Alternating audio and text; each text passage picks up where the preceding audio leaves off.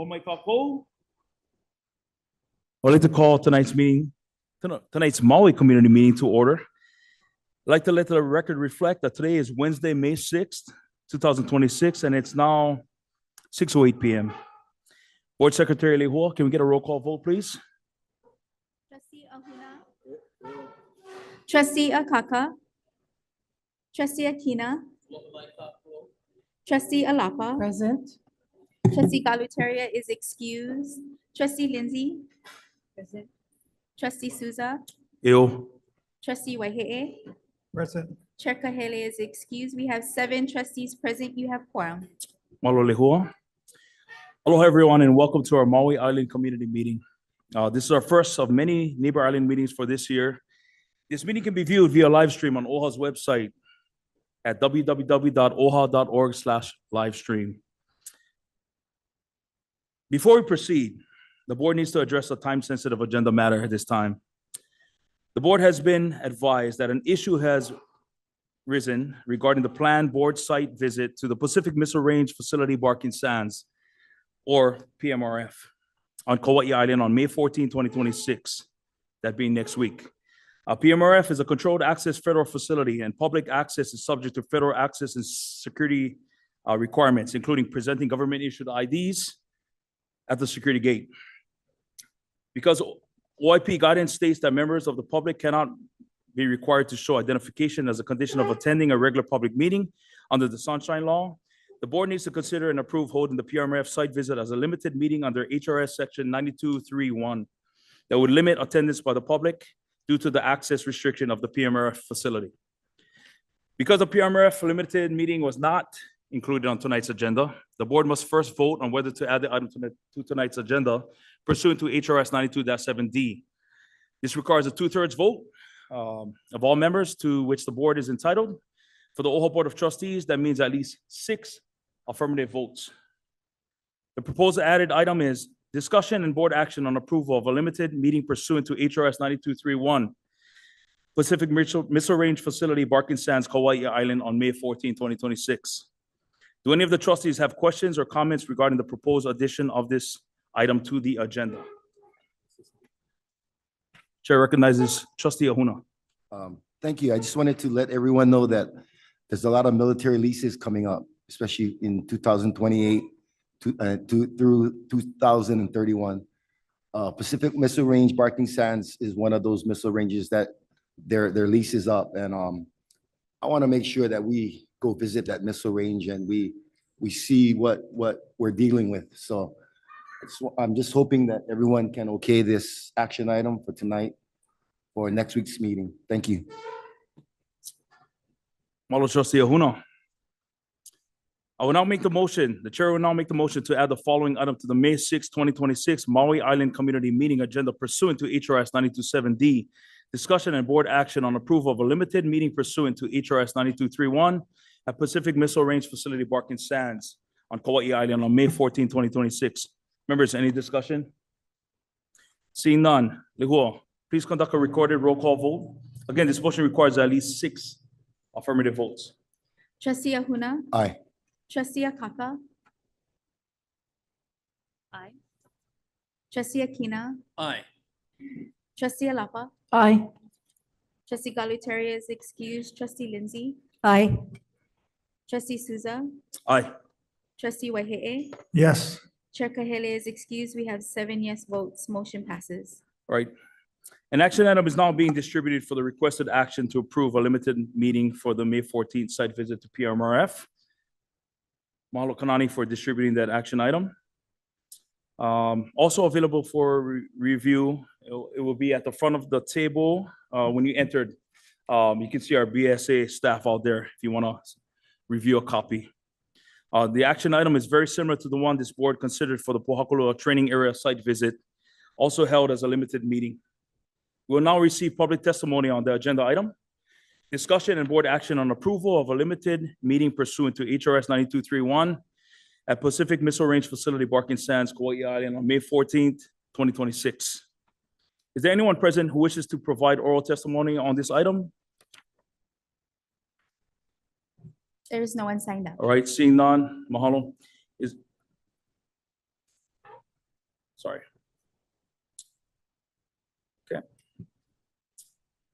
So the chair moves to approve the holding of a limited meeting pursuant to HRS 9231 at Pacific Missile Range Facility, Barking Sands, PMRF, Kauai Island, on May 14, 2026, based on the board's determination after sufficient public deliberation that an on-site inspection of PMRF is necessary to carry out the board's business, and that public attendance is impracticable because PMRF is a controlled access federal facility that does not permit general public access without government-issued identification and other federal access and security requirements.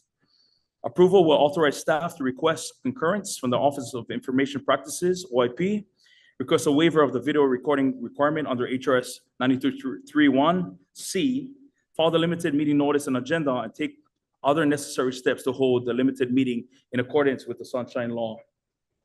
Trustees, any questions or discussion on the newly added action item? Trustee Ikaika. Aloha no kako.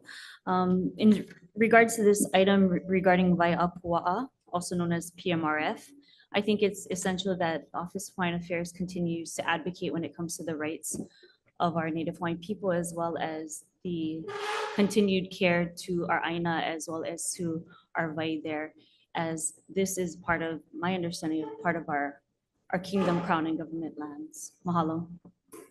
Mahalo, Trustee Ikaika. Lehua, can we please conduct a recorded roll call vote? This motion also requires at least 6 affirmative votes, which is 2/3 of all members to which the board is entitled. Trustee Ahuna, Aye. Trustee Akaka, Aye. Trustee Akina, Aye. Trustee Alapa, Aye. Aye. Trustee Galutaria is excused, Trustee Lindsey, Aye. Trustee Souza, Aye. Trustee Waihe'e, Yes. Chair Kahele is excused.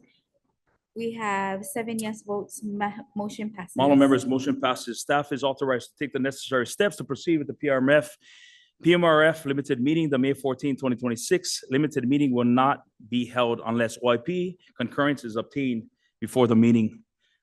We'll now transition back to the original agenda.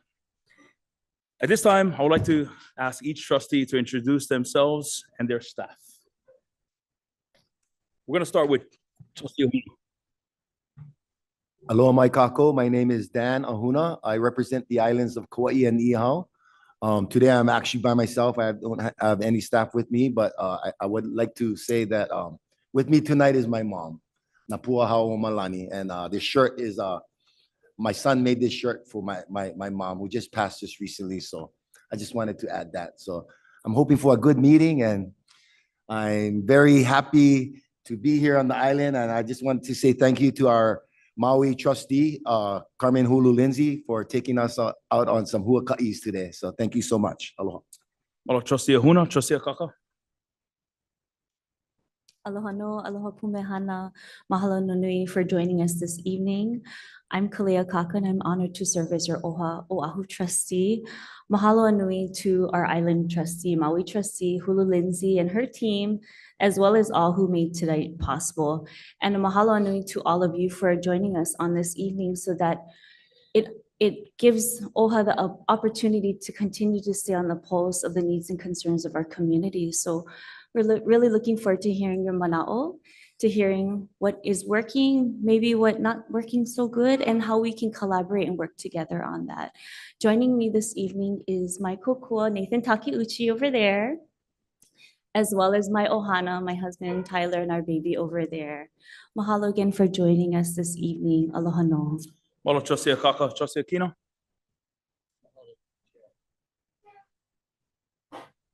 Aloha ahi ahi. Me mau ho aloha, me mau kupuna aloha. I'm so happy to be here. They always say Maui no ko'oi, and this has got to be one of the most beautiful places on the planet. I'm pleased today to be joined by Remy Keli'iho'omalu, who is one of my assistants at the Office of Hawaiian Affairs. And I want to tell you that every time we come here, you offer such good mana'o. You offer such wisdom, and you share so much about your life here that I leave very inspired. And so I'm looking forward to that tonight. And I want to say mahalo to all of you for being here. Aloha. Mahalo, trustee Aquino, trustee Alapo. Aloha, everyone. My name is Luana Alapa. I am the trustee for the islands of Molokai and Lānaʻi. I am here with my trustee aide, Pohai. Where's Pohai Ryan? I know she's somewhere around there. She's been my driver today and almost like my crutch to lean on because I've had surgery on my legs. So I'm a little bit kind of crooked here. So, but I'm looking forward to hearing from everyone this evening. And like our trustee Akina said, this is definitely Maui no Ka'oi. It is beautiful. I love coming here. Mahalo. Mahalo, trustee Alapo. Vice Chair Souza, I'd like to introduce Kaui Robello, somewhere around here, part of my team. I'd like to recognize trustee Wahe'e. Mahalo, Mr. Chairman. Aloha mai kako. I am John Wahe'e IV. I am honored to be here today. I want to thank, first of all the staff and all the workers who put this meeting together. I especially want to thank our host and your trustee, Carmen Hulu Lindsey, and our Chair Emerita for hosting us and always being the most lovely and gracious of hostesses anytime she does anything. My aide is Kawahi Akina. He's here somewhere. Oh, over there. And also want to thank everyone who came out tonight to join us in person and online. And I look forward to having a great meeting today. Mahalo. Mahalo, trustee Wahe'e. At this time, I'd like to, before I turn the time over to Chair Emerita Lindsey, I'd like to acknowledge trustee Kahele, Chair Kahele, that's online, as well as trustee Galataria. I'm gonna have to spread our time out here today. Trustee Galataria was at the Capitol. I just want to thank him for his advocacy. Kind of milestone for OHA. We had a win today. SB 903 passed. This is your money, beneficiary money, and so mahalo nui to trustee Galataria, trustee Akaka, the vice chair of the BAE committee, and OHA's advocacy team for being present there. So mahalo nui. At this time, I'd like to recognize Chair Emerita Lindsey, and at this time, we're also going to turn the meeting over to you, Chair. Your Maui Island trustee, Hulu Lindsey. That's all you.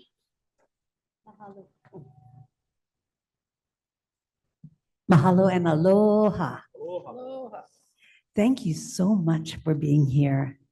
I think I know almost all of you, and it's just wonderful being able to work for our people. It's so important to be able to be brave and to be out there speaking your voices. Tonight, we have several reports to do, and we hope that you have patience. We want to hear from you. We also have our staff from Honolulu that's here as well. I'm going to call on our Chief Operating Officer, Keishan. Aloha mai kako, o wau Keishan Kekina, ka pōnui no Kekeana Kuleana Hawaiʻi. Aloha everybody, my name is Keishan Kekina. I serve as the Chief Operating Officer of the Office of Foreign Affairs. This evening, we have numerous support staff with us to include Jason Lease and Nelson Gaspar from Communications. We have Royce Campbell from Operations, Lisa Von Sikona and Ilima Kella from Community Engagement, along with their BSA team. We have a lot of administrative support that went into this meeting. I just want to say mahalo nui to all of them and also to our trustees here.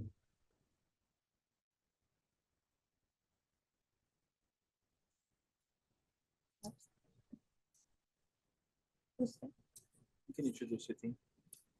Introduce your team. Also with us tonight is my team. You know, they're just like my kids. I forget to introduce them. But with me is Kanani Iaya. Hey, Kanani. And Pohailani Aloha. We also have as our special guest this evening, our former Maui staff.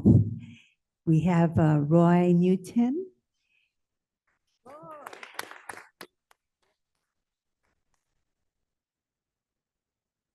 And our auntie. Don't have to stand up.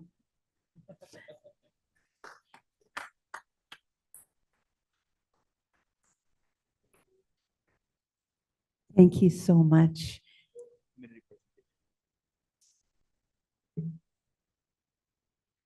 Mahalo nui to the trustees for their introductions.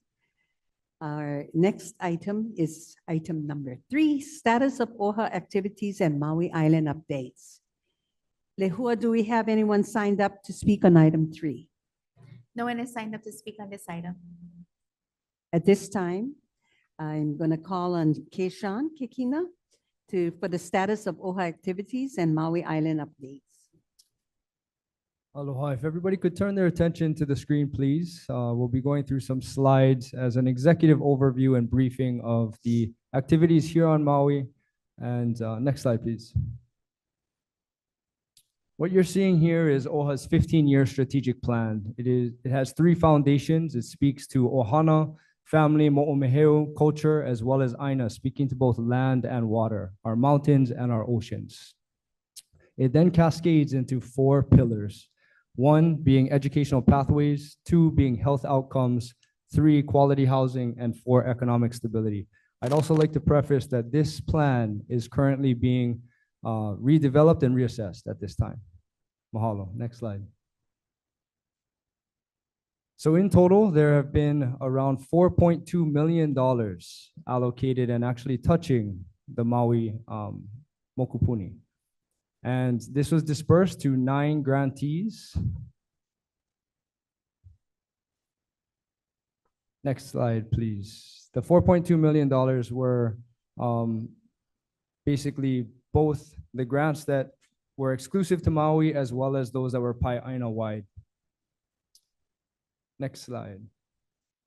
Oh, okay, so the first organization that was awarded funding was Namamo Aloha Aina o Honokohau. This organization was actually led and is led by Karen Kanekoa.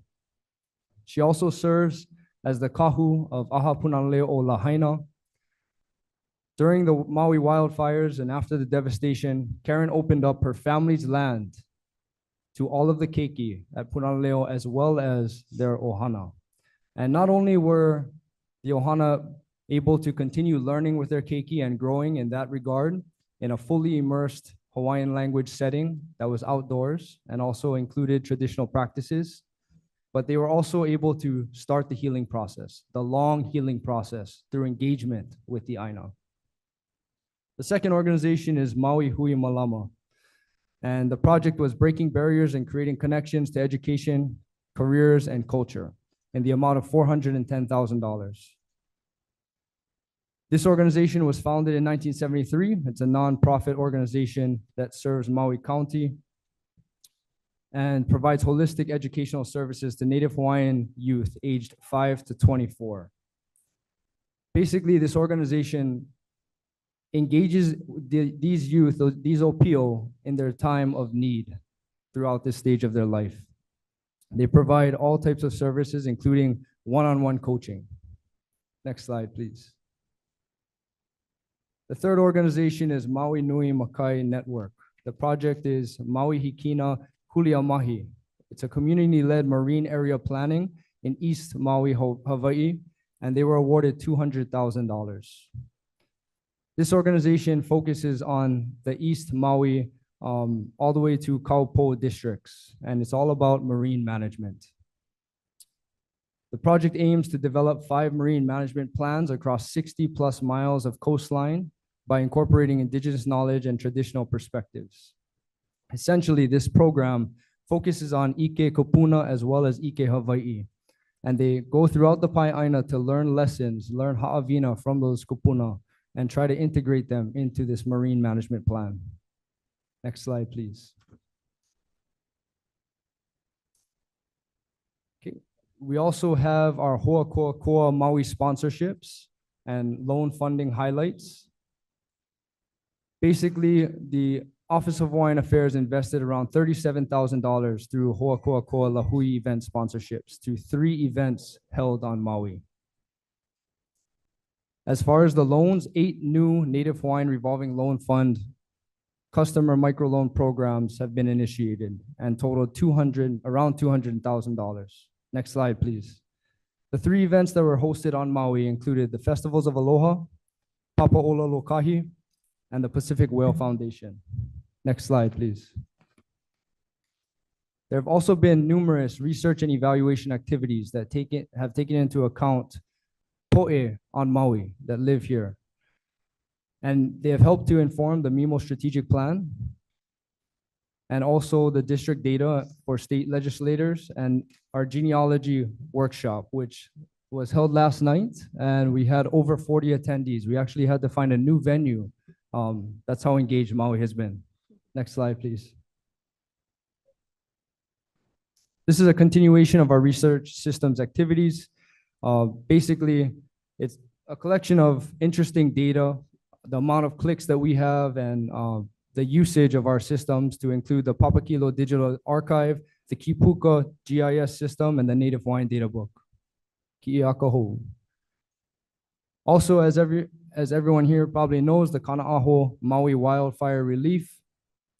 This program was one of the strongest emergency relief programs ever created by the Office of Hawaiian Affairs. It allowed homeowners to receive $9,000 and renter households to receive $4,000. Kana'aho 2.0 was also launched, where people were able to collect an additional $1,266 and served approximately 713 beneficiaries. Next slide, please. EOLA is another landmark decision that was made by this board here, this Board of Trustees, appropriating $6.1 million to emergency funding. And the purpose was originally to support Native Hawaiian beneficiaries impacted by the federal government shutdown. And through this program, it was seeking to serve the need that was not being served by the governor's relief program. So essentially, it allowed for SNAP beneficiaries to apply for a $350 food assistance gift card or a $1,200 check for those who had interruptions to their paychecks. This program was administered by our partner, Hawaiian Council, who we are continuing to work with on this next appropriation. And in the wake of the Kona low, this board was able to convene in record time in an emergency board meeting and appropriate $3.96 million to those who have been affected by the Kona low storms. These programs are still currently under development. We're going to have multiple programs that are going to be available to beneficiaries who have been affected. And we should have more information coming out soon. So please continue to visit our website for any pertinent updates. Next slide, please. We also have our AHO, Access to Home Ownership. This program leverages OHA funding and allows for people to qualify with a lower down payment of as low as 3%. It also ensures that they are not responsible for mortgage insurance, which everyone here knows can equate to hundreds of dollars per month. And the total committed has been $4.5 million. Next slide, please.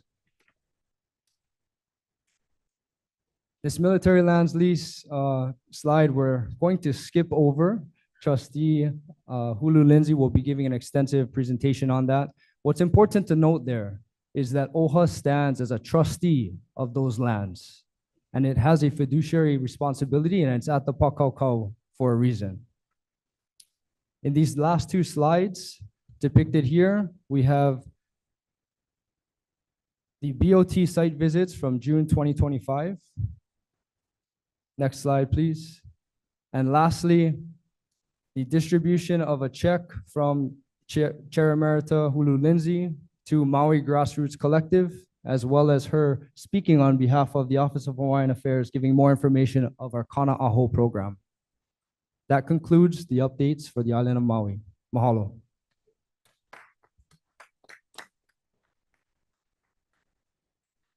Mahalo, Keshawn. Keshawn is our COO at OHA, and we thank him for that report so that you folks know what OHA is doing. Because if we don't tell you, how you gonna know, right? Next on our agenda is community presentations. And Our first community presenters are Kilakila o Haleakalā and Protect Haleakalā. Lehua, do we have anyone signed up to speak on our first presented? Yes, we have one person signed up to speak, Nakahashi Helm.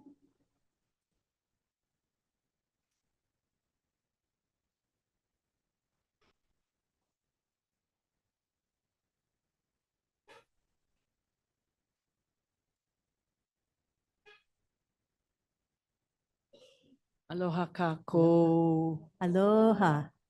Mahalo nui a oko no ko hele ana mai keia la. And mahalo to all of your staff, Auntie Thelma and Roy, who have helped us through all the years, and to the Royal Order of Kamehameha. Mahalo nui.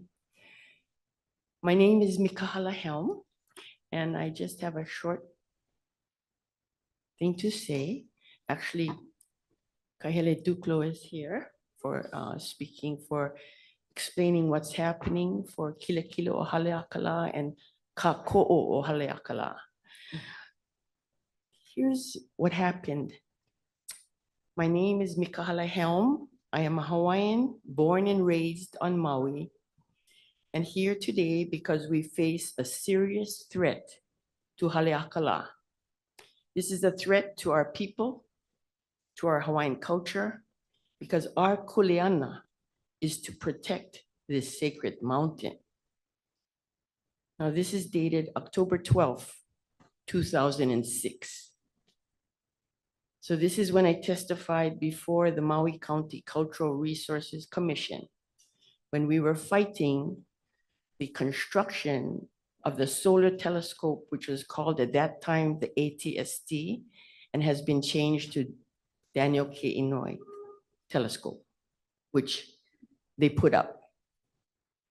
Little did I know, all these years later, the Air Force would come wanting to put up 7 more telescopes on our Mauna. 20 years later, after Mauna Kea.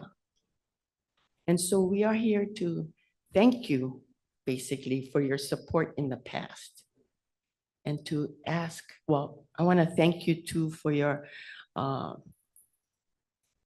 writing about the draft EIS, about this proposal, and bringing up very many good points. I want to thank you for that dearly, and ask you if you can fund or consider funding legal representation, which is much needed for us to fight against this, basically to protect Haleakalā. It comes down not just to spirituality. We are talking now about the health and welfare of our people. Because what happened after the construction of that telescope is threatening our people, the life of the land, as well as the life of and health of our people. And so, thank you so much. I'll leave it to Kahele. Mahalo nui. Mahalo.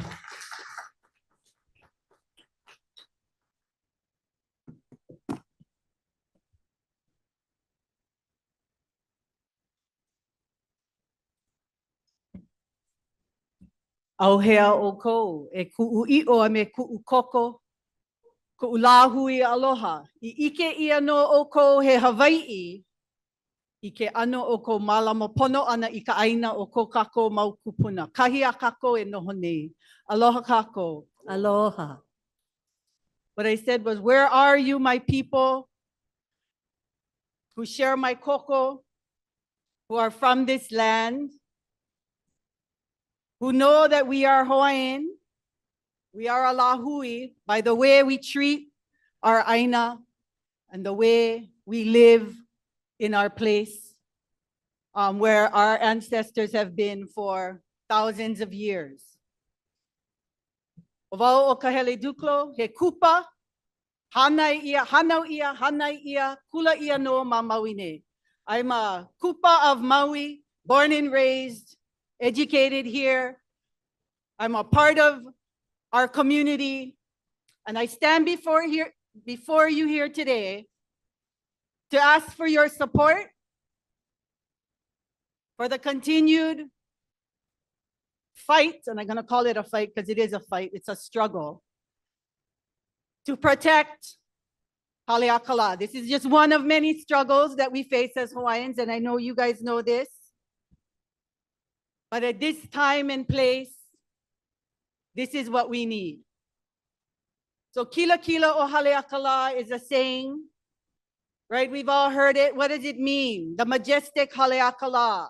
It means way more than that, right? In our mo'olelo, in our history, it tells us why Haleakalā is sacred. It's not just sacred because we love it. It is sacred.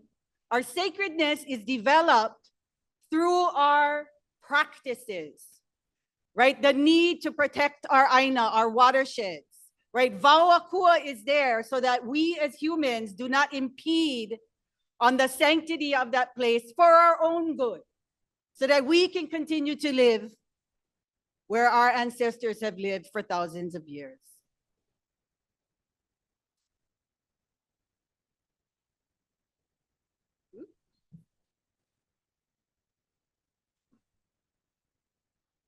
Oh, over here.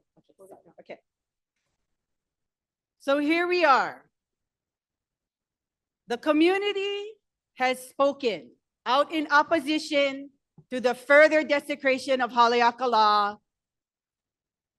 in my memory for the last 20 years, but I know it goes way further than that. We have continued to show up and speak out against further military harm to Haleakalā. We have to always frame these kinds of issues around our political history. The fact that since 1893, when our kingdom was overthrown, and I hope you guys don't get tired of hearing that, because that's a really, really important political fact, right? The idea that we have been under prolonged occupation by America since 1893. We are an occupied state. That's the political context. As such, Haleakalā is part of the ceded, or more appropriately known as stolen lands at that overthrow, contested since 1893. And the summit already hosts military infrastructure for surveillance. And these are just some of the reasons that we stand here against the further desecration and militarism of Haleakalā. Now, in 2005, Kilakila o Haleakalā was established to help to protect, as Auntie Mickey said, and fight against the building of the ATST, now known as the DKIST. And we have some of their founding members in this room. And they spent many years fighting for the protection. Ed Lindsey, Kiope Raymond, Mikahala Helm, Le'ohu Ryder, all of these, I call them my kua'ana because they're not quite my kupuna. My kua'ana stood up and took on this kuleana to protect Haleakalā. We also like to mention that Charlie Maxwell and Uncle Les Kulaloyo, who are my kupuna, began this kind of struggle for protection way before that, when it was not popular, right? People thought you were crazy. People turn away, right? So we have to thank those kupuna who stood up by themselves. Right now we're in a room full of people. That's very different from what they faced.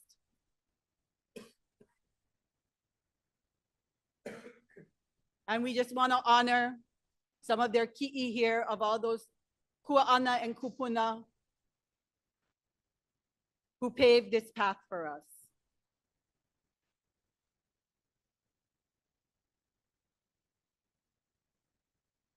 Now, the purpose of Kilakila o Haleakalā was to advocate for Native Hawaiian cultural rights, protection, and the proper consultation with the Hawaiian community.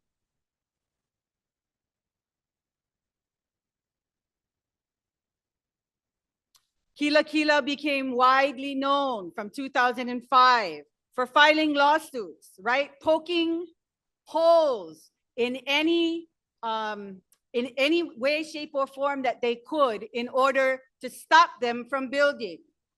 Their key themes were Native Hawaiian traditional and customary rights, conservation district standards, administrative due process, and the protection of sacred landscapes. Now they filed 4 suits. They won 2. But I want to emphasize the fact that these 4 suits that went to the Hawaii Supreme Court, one of them, right?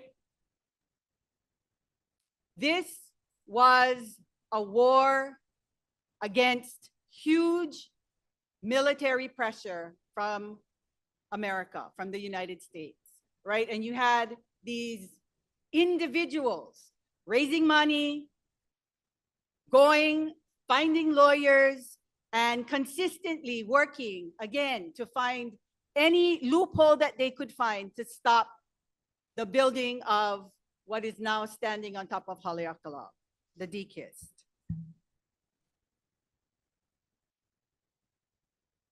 After those suits were lost, we continued to stand.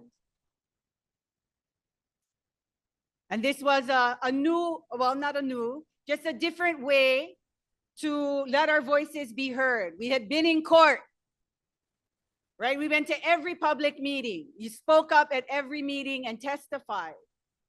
And at this point, none of that worked. And they were moving equipment and digging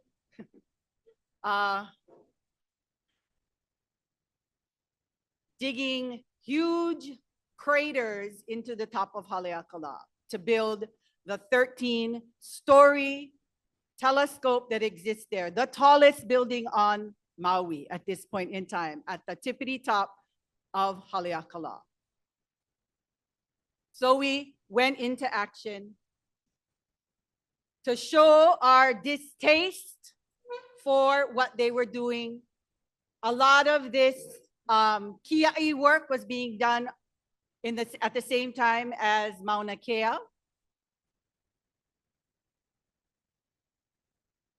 And over 3 years, we had about 28 arrests. And, you know, some people go like, oh, you know, I'm not into that kind of stuff. Well, when you're pushed to the edge, you go to every meeting, you file suits, and when you have nothing left but standing between the trucks and Haleakalā, that's what you do. And that's what we were pushed to do. And here we are again, just like Auntie Mickey said, because it wasn't clear to them then that we did not want continued desecration on Haleakalā. And our communities again showed up. In 2024, 500 community members attended public scoping meetings. Most, if not all, in opposition. 600 written comments. In 2026, the same thing happened. And maybe some of us were there. Hundreds of people show up to a community meeting. How many times do hundreds of people show up to community meetings? Not very often. For Haleakalā, repeatedly, over and over again.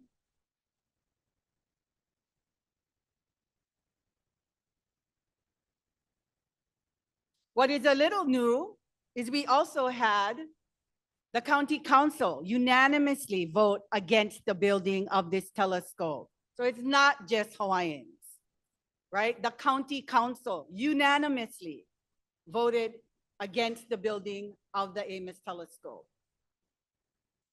Again, we had 2 town halls, hundreds of people showing up, maybe 1 testimony kind of saying, maybe it's not such a bad thing. Everybody else testifying against it. And we're concerned for all the things that we say, but also for the ways that the military has already shown us that they are not capable of protecting our Aina, because we consider it our Aina, even when they are there. 2023, there was a fuel spill. They still haven't cleaned it up properly. A fuel spill.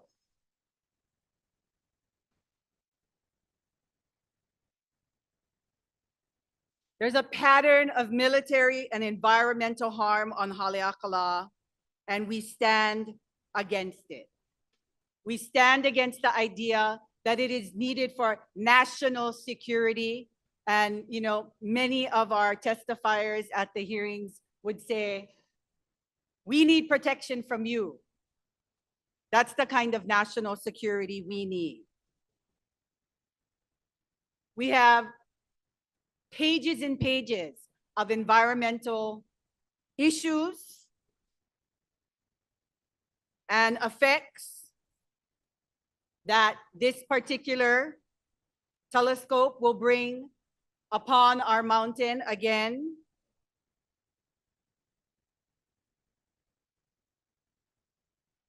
And we've also outlined potential legal vulnerabilities, cumulative impacts of existing observatories, endangered species protections, Native Hawaiian cultural practices, conservation district protections, public land trust, violations of, and the list goes on and on and on. So what I would like to say is, please, for 20 years, the community and a few people of our community have shouldered this kuleana. Legal costs aren't cheap. We sell hats, we sell shirts, we raise money, however we can raise money. But that shouldn't only be upon individual citizens to do. We all can just look outside and see Haleakalā. The impacts of Haleakalā affect everybody, not just on Maui. So we're here to ask you humbly to support the legal effort to sue again against the building of the Ames telescope. Again, you guys are a office. You guys have support staff. You guys have computers, you guys have money, you guys have research teams, you guys have all the things that we don't have. So we are asking you to use our trust benefits to help us to wage this fight again in the protection of something that, again, we should all be very concerned about. Because if we think that our kids are going to continue to live, and our grandkids and their kids, what are we going to leave for them? Oya valeno, mahalo nui.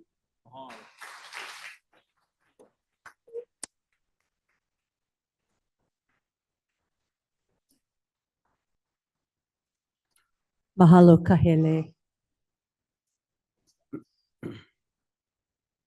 Our next subject matter is a reporting by me for the military lease land update. I thought it was very important that we follow this so that we can relate to what's going on, what OHA is doing about this military land leases that's soon to expire.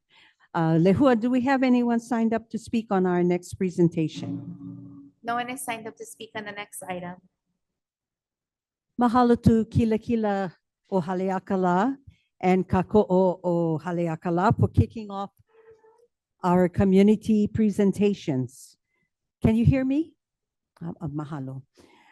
What a great segue to our next presentation.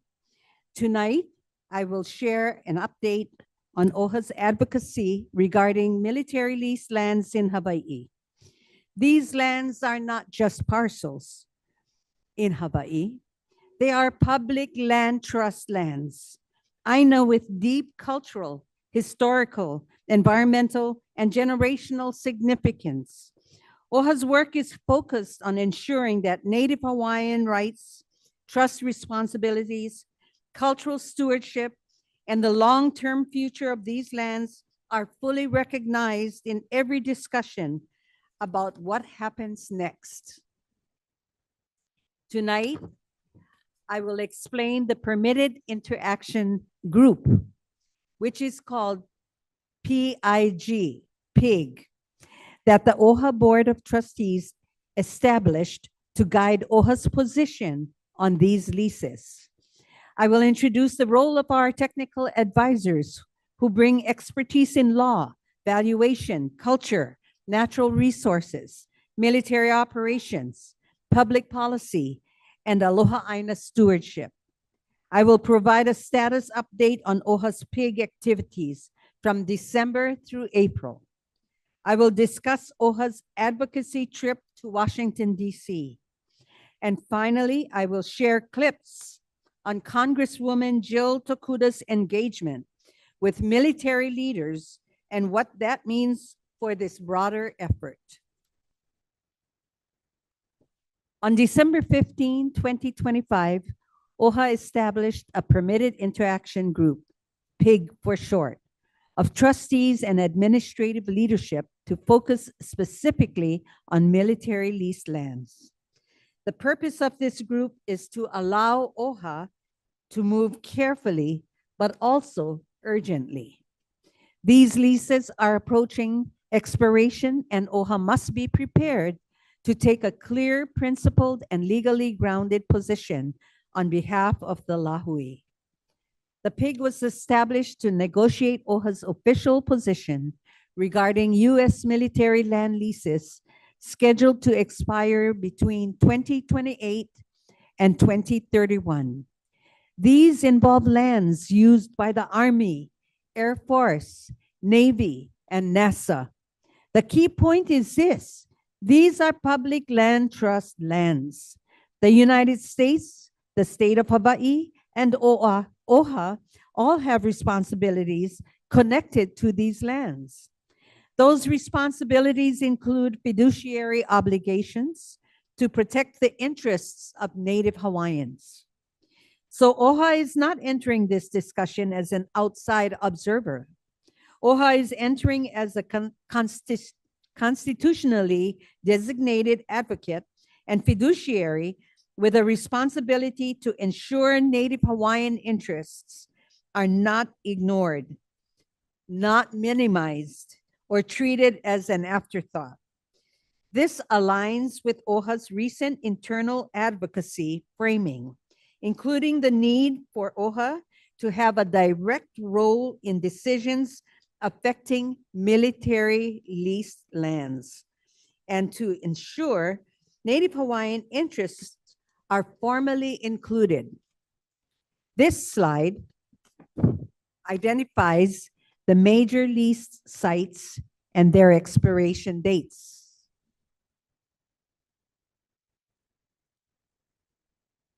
These include Army, Navy, Air Force, and NASA-related lease areas across Hawaii.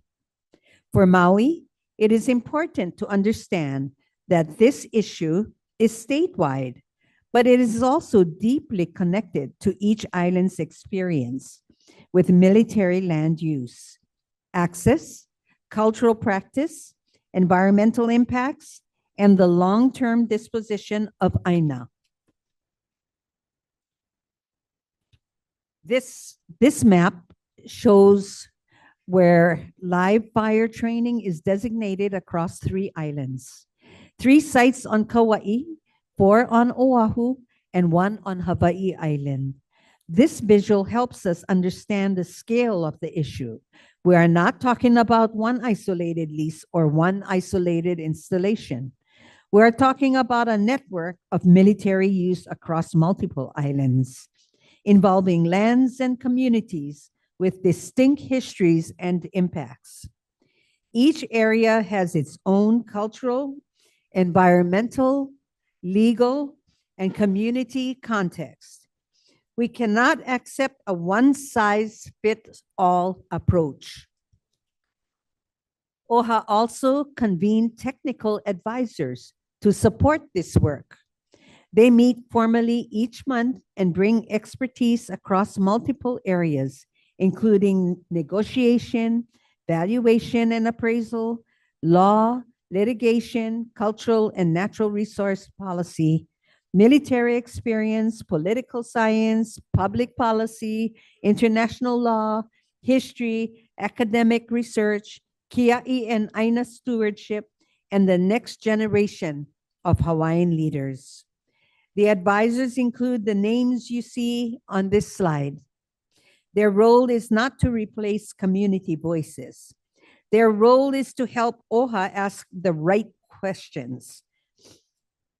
Their role is to help OHA evaluate the risks, understand the law, assess the value of the lands, and develop strong advocacy positions grounded in Ike, experience, and kuleana. OHA's technical advisors have also been asked to contribute mana'o on military leased lands, including through kawaiʻola, and to help shape OHA's thinking around possible outcomes and if-then scenarios. This slide shows the early progress of the PIG. The Board of Trustees approved the establishment of the Negotiating Military Leased Lands PIG, including 4 trustees. Then OHA approved a $500,000 budget to support this work. That investment reflects the seriousness of the issue and the need for legal, policy, communications, cultural, and technical support. In February, OHA sent a letter to Secretary of the Army, Dan Driscoll, requesting an opportunity to meet with him or Lieutenant General Joel Bowell to establish formal dialogue between the Army and OHA. Also in February, OHA held the inaugural meeting of the PIG with the technical advisors. These are major steps toward building the factual, legal, cultural, and political record OHA need.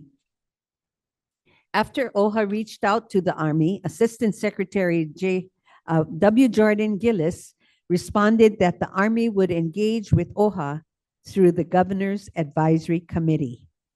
OHA appreciates any forum where these issues are discussed, but OHA's position is that its constitutional and fiduciary responsibilities require direct engagement.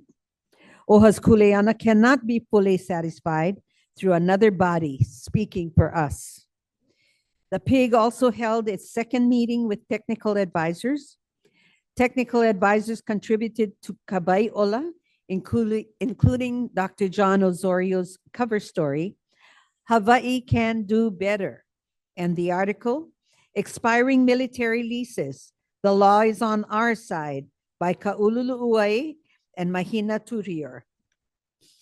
Internal updates confirm that OHA has been tracking the Army's response, the Governor's Advisory Committee, Kapa'akai work, DC advocacy, and technical advisor engagement as connected parts of this strategy. OHA also issued a letter to Governor Josh Green requesting gubernatorial support for coordinated complementary engagement between OHA and the United States Army. The PIG met with leaders from Malama Makua regarding a reconciliation and return framework for the anticipated return of state leased lands at Makua Valley, as well as federally controlled lands to a future community-based organization for stewardship, remediation, and preservation.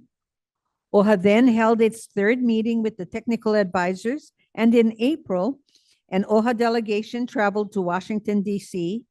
Altogether, between December 2025 and April 2026, OHA completed 15 significant activities. That is important because it shows that OHA is not simply reacting. OHA is organizing, documenting, advocating, and building a strategy across legal, cultural, political, and community fronts. In April, OHA went to Washington, D.C. to elevate this issue directly with federal decision makers. The delegation included Chair Kaiali'i Kahele, myself, Vice Chair Keone Souza, Interim Administrator Summer Silva, and Associate General Counsel Roselle Agag. The purpose of this trip was to make clear that Native Hawaiian interests must be included in decisions involving military leased public land trust lands. This is especially important because decisions may move through Congress, the Department of Defense, the National Defense Authorization Act, or appropriations processes. OHA's delegation engaged congressional and Department of Defense leaders, reinforced OHA's role as co-trustee of public land trust lands, and emphasized that Native Hawaiian interests must be formally included in future negotiations and implementation. There were several important observations from the Washington, D.C. meetings. First, support for OHA's objectives appeared broad and bipartisan. Members from both parties expressed interest, although many also noted institutional constraints connected to party status and congressional procedure. Second, nearly every member asked about Governor Green and his view of OHA's role. That tells us that alignment with state leadership is an important factor in how federal leaders are evaluating this issue. Third, many members said they would look closely to the views of the Hawaii congressional delegation as this matter advances. Fourth, most members agreed that condemnation is not the ideal outcome, and several said directly that they would oppose it. Fifth, there was meaningful interest in reviewing proposed National Defense Authorization Act language and considering alternatives to the governor's proposal. Finally, federal recognition was raised by all members of the Hawaii congressional delegation. That shows that Native Hawaiian advocacy is still often understood through the lens of federal recognition. OHA understands the importance of that conversation, but this issue is broader. Military leased lands involve trust responsibilities, land stewardship, cultural protection, environmental harm, national defense, and Native Hawaiian rights. OHA's responsibility is to broaden the federal conversation so that Native Hawaiian advocacy is not limited to one issue alone. Looking ahead, OHA is seeking a direct and ongoing seat at the table with Congress on any decisions involving military leased public land trust lands. That includes decisions moving through the National Defense Authorization Act, appropriations, or any other federal process. As the constitutionally designated steward and fiduciary for Native Hawaiian interests in these lands, OHA has serious concerns about any permanent loss, transfer, condemnation, or use of eminent domain affecting Native Hawaiian trust lands. OHA is asking Congress to make clear that the use of eminent domain or condemnation for military purposes in Hawaii is not considered by Congress. At the same time, OHA remains open to solutions that respect the history of these lands, their cultural significance, and the needs of our communities. Our message is not simply no. Our message is Native Hawaiians must be at the table. Trust lands must be protected. Harms must be addressed. And any future use of these lands must be fair, transparent, accountable, and grounded in kuleana to Aina and Lahui. Let's see how our representative Tokuda in action as she recently engaged with senior military leaders regarding military leased lands.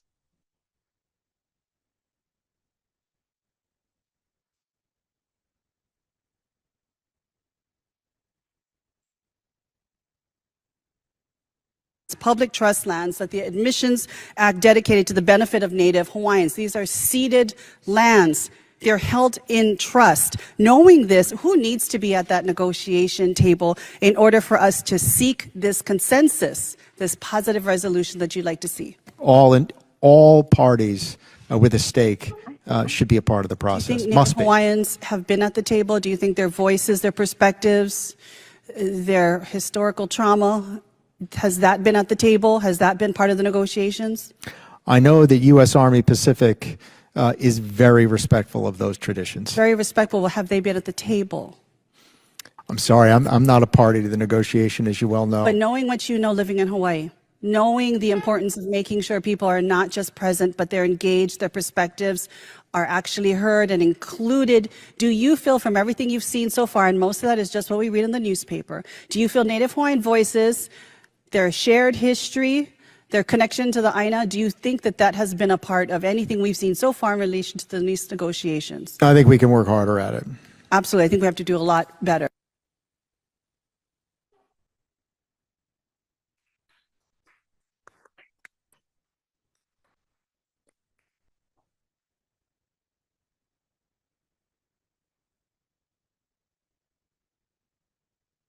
Mr. Kuda, you're recognized for 5 minutes. We were present in Washington, D.C.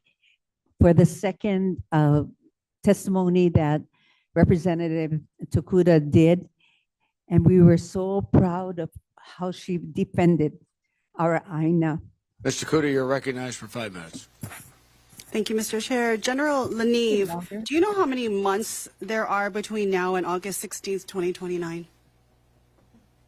I'd have to do the math real fast. Okay, I'll help you with the math. Thank It's 40 months. That's 3 years and 4 months. And that's when the leases expire at Pohakaloa. And given that we are far off into the distant future about that, I'd like to know, and I think it's important for the subcommittee to know, has the Army made any actual offers to the state of Hawaii for a new lease? Length of time, projected dollars? It's a simple yes or no. Have I gotten anything? Has the state of Hawaii received anything? I know that the negotiations are going back and forth, but I'm not sure from the team forward where they are right now. I do want to assure you that we want to do this in good faith. You're our neighbors. Okay. We know we need.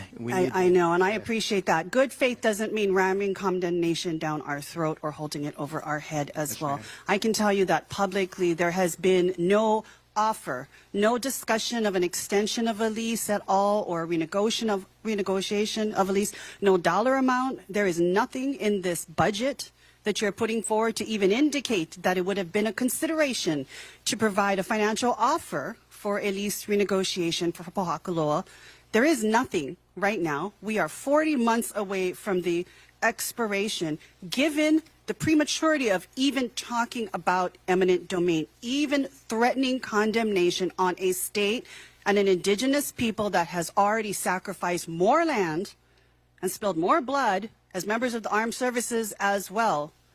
Will you agree to take that threat of condemnation, eminent domain, completely off the table and commit to real negotiations for what a lease could look like as we talk about dollars, as we talk about length of time? Clearly, you will not be squatting for $1 for 65 years as you did for the past 65 years, but also talking about what it means to be that good neighbor. And I know you want to be that good neighbor. So how are you going to contribute to the community benefit? How are you going to respect Native Hawaiian rights, cultures, sites? How can we talk about even reducing footprints? All of these things that should be a part of a real, true, open and honest negotiation that should be made public so the public can comment. Will you commit to take that threat, that gun to people's head, that condemnation and eminent domain must be imposed while we are still 40 months out, that you will commit to a real solid negotiation? Ma'am, I commit to taking that back to the Secretary of the Army and reinforcing. So you're telling me that at the end of the day, because I asked Gillis the same question, your civilian counterpart, I asked him to take that threat off, is the only one who can take the threat of condemnation and eminent domain, something that is truly truly impacting our community back home, Secretary Hegseth is the only one who can say, we will take that away. Oh, ma'am, I've taken that, I work for the Secretary of the Army. That's what I meant. I'm going to take that back to the Secretary of the Army. I don't know where the threat came from. The threat came in the language that was offered to this committee. Yes, ma'am. So I think we need to, and if you can take this back, tell this committee straightforward, we don't need to be talking about any kind of language provisions in this NDAA about condemnation or eminent domain, because we are still actively in the negotiation process. We haven't even made a formal request to the state of Hawaii. Nothing's been offered. We haven't gone to the community to talk about what even an extension of the lease would look like. So first and foremost, let's withdraw from HAS, the Armed Services Committee, any provisions that you have requested to consider language to authorize any kind of condemnation or eminent domain. Will you do that? Can you do that? Is that in your authority? Well, it's not within my authority, ma'am, but I will go back to the Secretary and Secretary of the Army and discuss this. Again, as I said in the beginning, we want to negotiate in true faith. So what's stopping you? Because right now I have only heard whispers. I've seen language from last NDAA to this one of eminent domain and condemnation. We're talking about a community of people here, an indigenous people. Native Hawaiians are indigenous people to these islands that you've been bombing the hell out of for generations. They never relinquished their sovereignty, not once. You've taken their land already. The admissions act, how do you think you got Pearl Harbor? How do you think you got Marine Corps Base Hawaii? How do you think you got PMRF? You took it. You never even paid $1 for that. So when we talk about trust, you're telling me relationships are so important globally, especially when it comes to crisis. How can you blow up the domestic relationship with a crisis like this? Yes, ma'am. And I appreciate all of your concerns. People are pissed yes, ma'am. in Hawaii, and they absolutely deserve to be, because they've been mistreated, and right now they're being mistreated again, and I look forward to further engagement with everyone above you on this issue. Thank you, Mr. Chair. I yield back. Mr. Davis, you're recognized.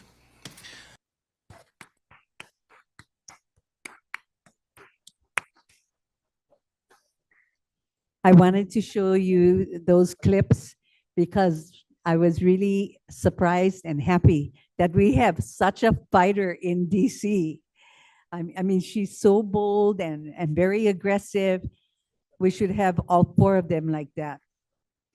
So we are actively working to determine the best date when we can have an educational community briefing for Maui. This briefing was already provided in Hilo, Maili, on Oahu, and Kekaha on Kauai. I also want to say that in meeting with the military people up there, we met the person in charge of this Haleakalā project. Yes. And when he found out that I was from Maui, he was interested in talking to our people. So I do want to talk with you leaders and see how you folks want to handle talking with him, because maybe we can, you know, kuka and come out with something that's positive. So that's something for us to consider in the near future. I will be talking to Kahele and Tiare and hopefully get feedback from you folks. And mahalo nui for that. Does anybody have any questions? I want to apologize for taking so long, because when they told me I had to tell you folks all these things, I said, they're going to be tired of hearing from me. But thank you. Thank you very much for being patient. And we want you to know how serious we take our lands, our aina. And the trustees all feel the same way, that we're here to protect our aina. So we appreciate your coming out tonight, and all of the people here tonight. We have several more presentations, but this ends the military and the headaches up at Haleakalā, this portion of our program.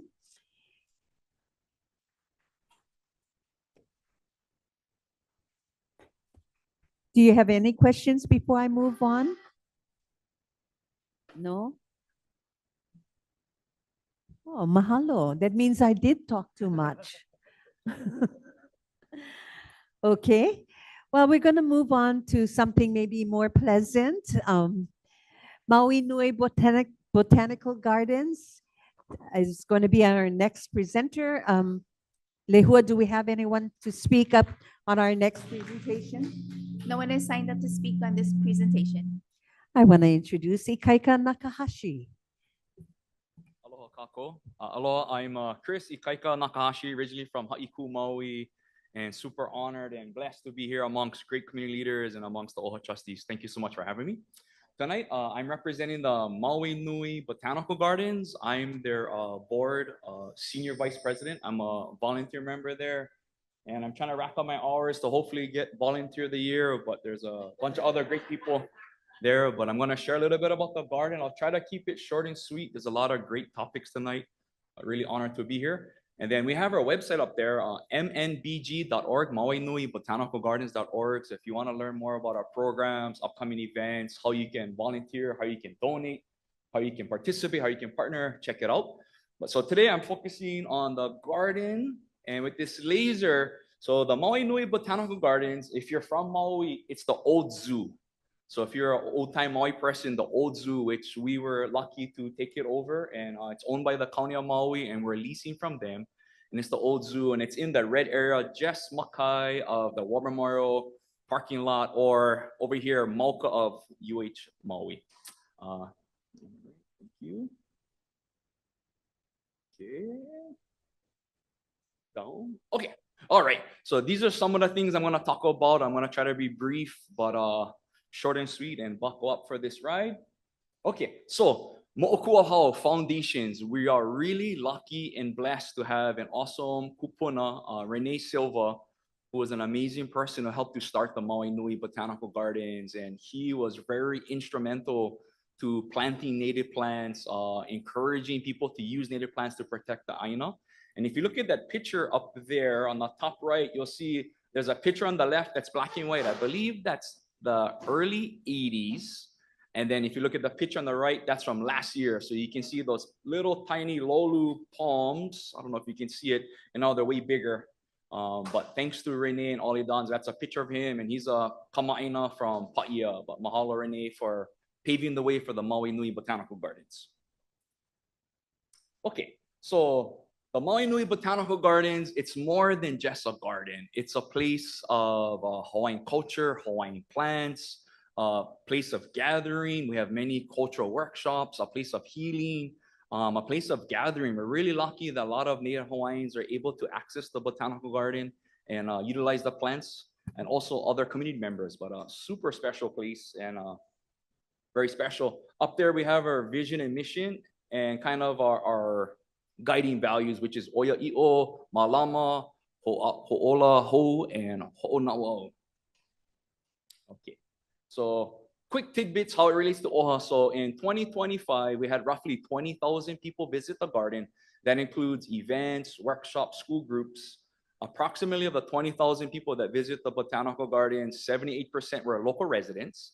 And of that 78%, roughly a quarter we're averaging for the people visiting our gardens are Kanaka. So roughly 4,000 Native Hawaiians visited the botanical garden in last year. And then back to the volunteers, we were lucky that we had throughout 2025, roughly 203 volunteers, and they racked up almost 3,000 hours of volunteer time. So that's been a huge help to our garden to have a lot of volunteer support, community support, and people coming back to give back to the garden. And the Maui Nui Botanical Garden functions basically as a public garden. What's nice is for local residents, so if you have a state ID, it's free admissions, and we have lots of people utilizing the free admissions. Non-residents is $10 a head, and that's actually been a really big help. We have a lot of non-residents tourists coming through the garden, and they really help to support programs. Also, resident resource. We have, because the garden is free, we have a lot of people coming in, learning about programs and utilizing a free garden for its beauty, its aesthetics, its appeal to just relax. And what's nice is we have a lot of cultural experts and native plant experts and conservation experts. So we have a lot of people coming in asking for plant help. What's a good plant to grow in Kahului? What's a good plant for upcountry? So we're doing a lot of landscape advice and consulting. Also, plant access. A big portion of our mission is getting native plants, meakanu, kinolau, into the community. So we're donating thousands of plants to different organizations, especially since the fires in Lahaina. We've been really ramping up on growing native plants and having them ready for when families are ready to rebuild in Lahaina, they can replant with native plants. So that's been a big push for us. Also, a learning space. We have a lot of really great cultural workshops, and all of that's available on our calendar. You go to our website. Also, we're constantly hosting school groups. So we have big demand for school groups to come down. Yeah. Relationships. So in 2025, we had roughly 62 school groups and 1,800 students. So in a year, we have tons of students. We're really blessed of the interest and desire from the community to come to the garden. But that's one of the things I'm going to talk a little later in my project is at our current capacity, this is the amount of people we can handle. We are planning to increase staff, increase funding, and we're able to accommodate more school groups. But that's one of our challenges. With the current staffing we have, we can only kind of accommodate this much, but we would like to grow. All right. And in some of our workshops, show of hands, how many of you ever been to a botanical garden workshop down there? So if you haven't, check it out. Thank you very much. Mahalo for the support. So these are just some examples. I'm passionate about traditional cooking in Mea'ai or our Hawaiian canoe crops. So on the bottom left, we have a kalo tasting. So we have all these different varieties of kalo grown by awesome mahi'ai. In that middle one, a really dear friend of mine, Namea Hoshino, he does a kulolo workshop every year. So they're grading kalo. The top right, Niu Na with Indrajit and Manu Myers, they did a coconut workshop. So we had 30 different varieties of coconut, all the stages. And the bottom right, that's kind of been my specialty, is one of the imu workshops I do. So every year we do a big annual imu workshop. So we really enjoy learning about Hawaiian food crops, Hawaiian culture, Hawaiian education, and getting the community involved. Also, very popular workshops is Hana No'eau, which includes on the top left, Brother Kukini. He's really popular with the ipu and koko pualu. On the top right, we have Brother Ko'i Lam. He does different workshops how to make kukuina torches, papale, many different things. On the bottom right, we have different kapa practitioners. So people learning about kapa. On the left, it's lauhala. So we have all these different types of workshops. So we partner with different cultural practitioners. They come in and they put on these different cultural events, and we're able to support the cultural practitioners and support getting these traditional activities normalized in our community. Okay. Another big push we have is Hawaiian plants. We're really lucky. We really focus on Hawaiian canoe crops. That's the crops that our kupuna brought over by Ava'a. Also, we really focus on indigenous and endemic native Hawaiian plants. So we have a really, really big collection. Come on down, check out our garden and see it for yourself. But we have a monster collection that we're really lucky. And then because we partner with great organizations, we really pride ourselves on proper labeling. And I'll cover a little bit more in my slides of make sure we label our plants correctly. One example is we have a really nice collection of Hawaiian mai'a. And these are just some pictures of different styles of mai'a. And the bottom right is one of my favorite. It's the maoli or a manini mai'a.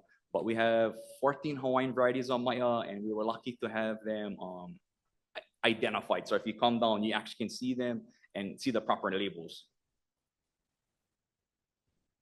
Come on, baby. And also coal, we're really known for our sugar cane. So we have a bunch of different sugar cane.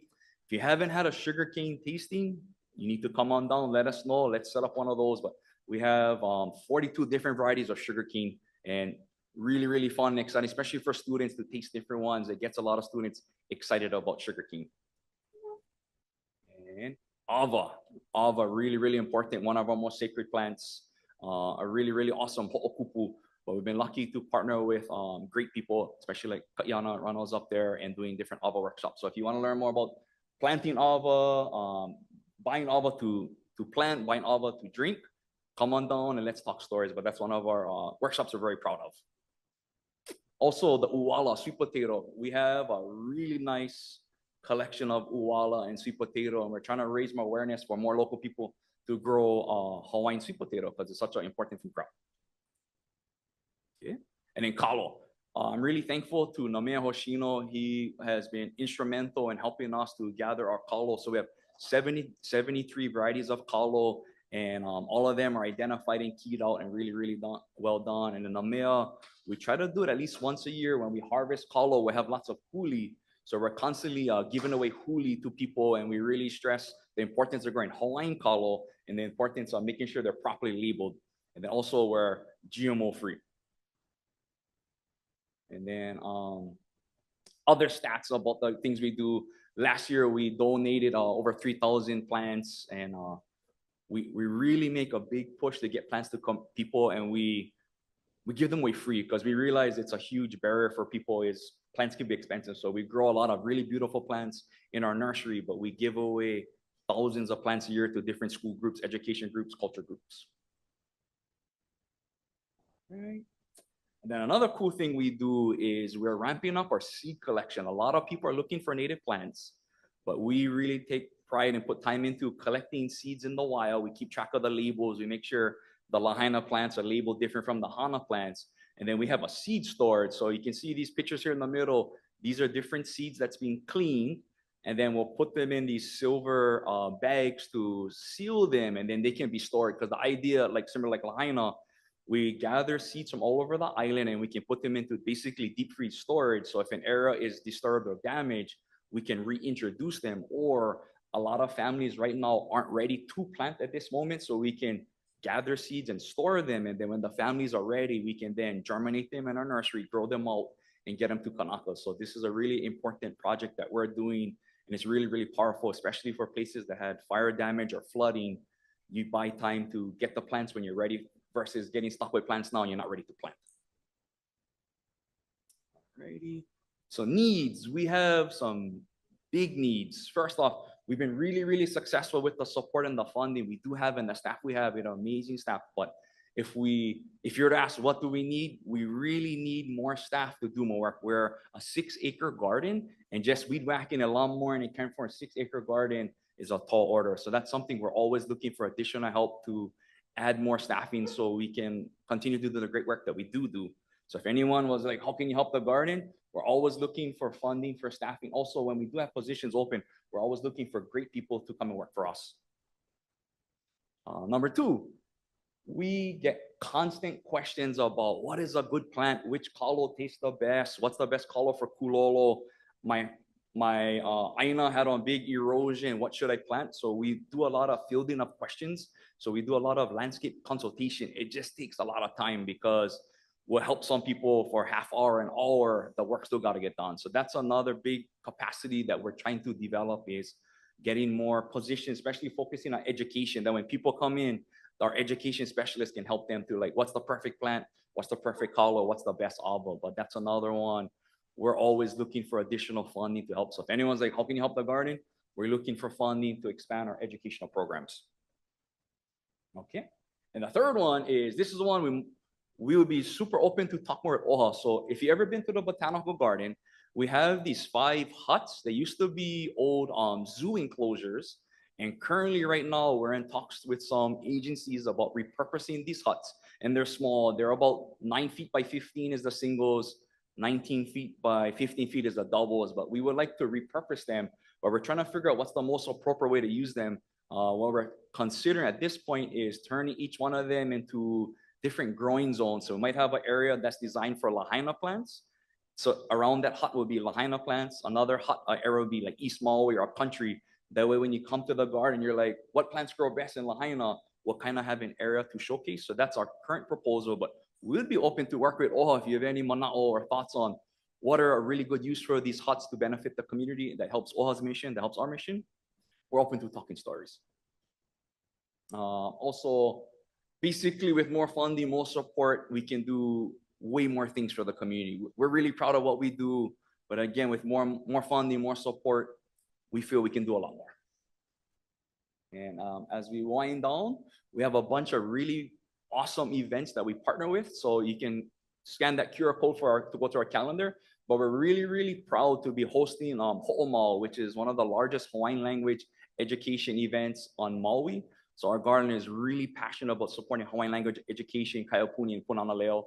So Ho'omau has been we've been very proud to be able to partner with Punana, Naleo Kako, Naleo Kulam, and host them there. And that just happened this past March. Also, this upcoming June, we're partnering with a group to focus on coconuts, because coconuts are very sacred, very important, and we have all these coconut threats. So June 13th, we're having a big coconut festival on Maui, and we're always looking for sponsors. If anybody wants to help sponsor a tent or a booth, welcome to come on down. And then this September, we're having our Ulu Festival, our La Ulu, and again, looking for partners, looking for sponsors. And our other big one is Arbor Day, and that one we usually give out almost 1,000 Native Hawaiian plants free, first come, first serve. But that's just some of the events that we have in the works. But really honored to be here. Thank you for your time. Mahalo nui.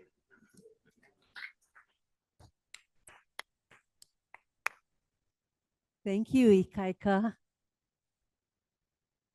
Next on our program is presentation by Maui Rapid Response. Lehua, do we have anyone to speak on this presentation? No one is signed up to speak on this presentation. Nicole? Nicole Huguenin, Executive Director and Co-founder of the Maui Rapid Responses. You're doing such a great job out there with the hub. Thank you for stopping by the other day. Aloha mai kako. My name is Nicole, and I am here representing Maui Rapid Response. But we are part of a cooperative, a collective of other orgs, Maui Medics, Healers Hui, Holomua Outreach, Maui Housing Hui. And we all work together to make sure that when disasters strike or just the things that are happening in our community are there, that there's advocacy. And then also for most of us, we're with the people experiencing very vulnerable situations. And that's what allows us to respond well and quickly during disasters, because we're often every single day out with the homeless. And I can say just even today, most of those homeless are Hawaiian. I think the number that is shared often is that 68% of the homeless on Maui are Hawaiian. And so we are with many of those people every day. We're with many kupuna every day, with their personal disasters, with their economic disasters. And that poises us to be ready when other disasters strike. And that's really what we've done with the fires. For Maui Rapid Response, we've been providing just household goods that people can order, fire survivors can order every week to help with economic relief for themselves. We also launched the first and only year-long Universal Basic Income program, most of which are people that have 5 to 9 compounding traumas. Most are lineal descendants that did not receive support from FEMA. And for a year, they received $700 to $1,100 a month. And I think the most people, we can kind of see what people use that money for. It's food.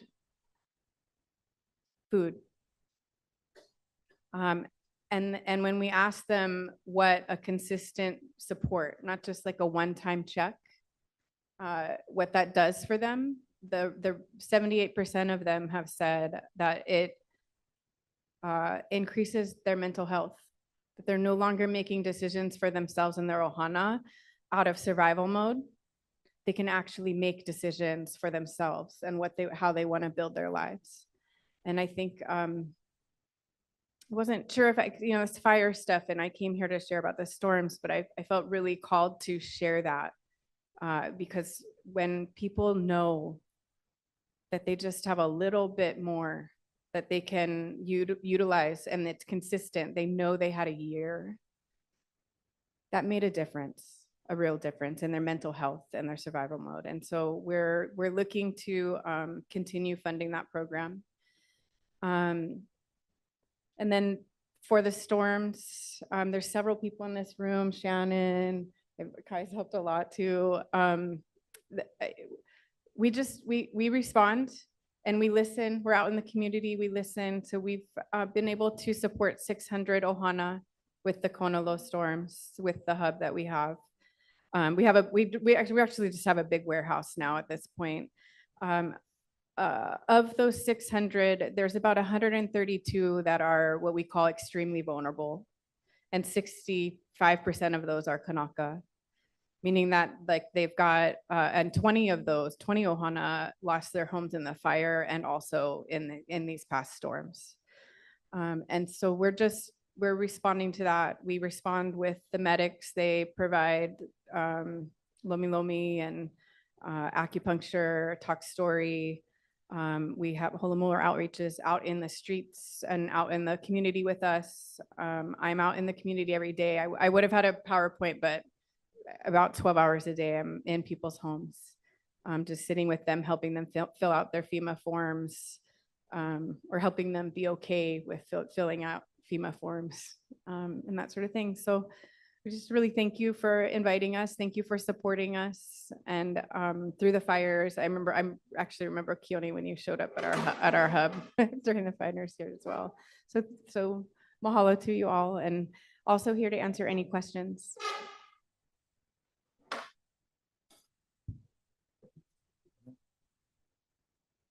Trustees, any questions? Mahalo. Thank you for all you do. Mahalo.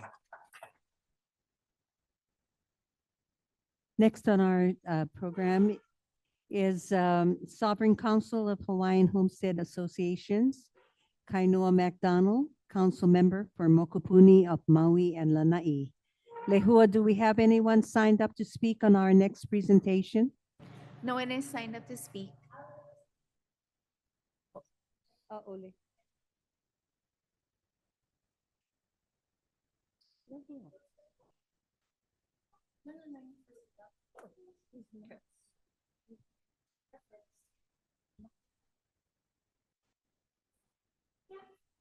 Aloha mai kako. My name is Kainoa MacDonald. I currently serve as director for the Sovereign Council of Hawaiian Homes Associations on Maui and Lānaʻi. I'm also the newly appointed chair for the Association of the Hawaiians for Hawaiian Homelands, the ALL. These both are homestead beneficiary associations, HBAs, under 43 CFR under the Department of Interior. That being said, I come today to ask for OHA's continued support and urgent coordination in the recovery that impacted the Hawaiian Homelands beneficiaries across Maui and Molokaʻi. In March, the Kona storms hit all of our islands across Paʻina. I'm here to represent Maui and Maui County, Molokaʻi. Last month, during the Office of Hawaiian Affairs budget discussions, Maui County Disaster Tracking reported approximately 248 affected homes connected to storm impacts. Since then, we know that those numbers have increased significantly. Sybil Lopez and I, Mokupuni CDC, or Community Development Corporation, she's also the Shaw Mokupuni Council on Molokaʻi, presented, and we defined a path for beneficiaries' households that were impacted across Maui County. We know that they were substantial. Families experienced flooding, roof damage, erosion, trees, infrastructure impacts. Today, FEMA was on Molokaʻi to apply to their program. It was a great turnout. Currently, we believe that the 248 number is significantly incorrect. On Molokaʻi alone, we probably have just around 310 impacted plus. The majority impacted on Molokaʻi from Hoʻolehua to Kapa'akea, Kalamaʻula, Kapa'akea, and Kamililoa. Those impacts alone gave us a reading of about 310. At the same time, we are facing another serious challenge: reductions in uncertainty to our federal funding streams that historically supported programs and services for beneficiaries. As available federal resources continue to decrease, Our local agencies, Hawaiian serving organizations, and community responders are being asked to do more with less during a time of growing need. Tonight, I call for the united multi-department approach. While we, beneficiaries, are working with DHHL to identify emergency management locations across our trust lands, we ask OHA, alongside service providers such as Hawaiian Council and other beneficiary serving agencies, to work directly with boots on the ground organizations already serving impacted homestead communities. There are churches, community recovery partners, such as those who serve our Kanaka Oiwi in the houses community, and also recovery partners that are actively supporting families through the recovery stage. These community organizations are trusted within the homesteads. And we know, if any of you have gone to a homestead, trust is everything. They know the families, the kupuna, the barriers, the immediate needs, and they already have been doing the work, often without limited resources or little operational support. We continue to meet weekly with OHA staff on island and grant staff who engage on our monthly SCHHA Mokupuni Council meetings. Tonight, I ask to define clear timelines for the Kona Storm Recovery Funding deployment, to direct coordination between agencies and other community organizations, to have a flexible funding support for beneficiary serving nonprofit and grassroots responders, protection and prioritization of beneficiary resources amid federal funding reductions, and last, long-term recovery investment for the Hawaiian homelands communities.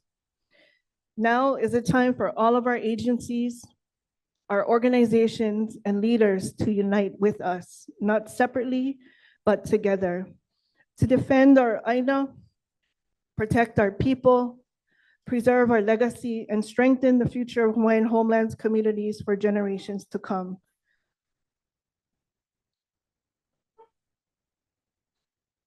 The world is watching Hawaii. Let us show what it means to respond through aloha, through unity, and through the collective kuleana to our lahui. Mahalo for allowing me to testify.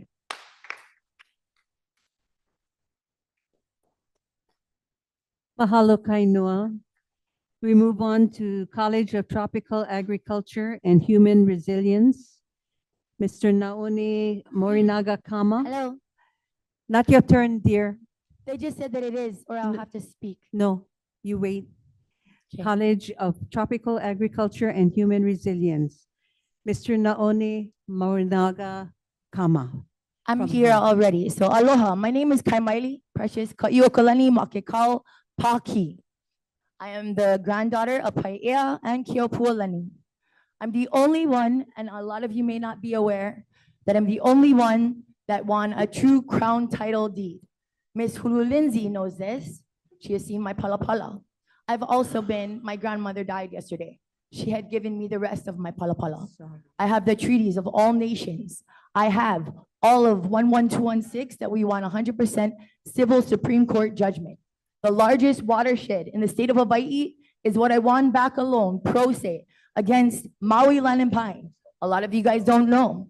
The Crown won against the state and Maui Land and Pine.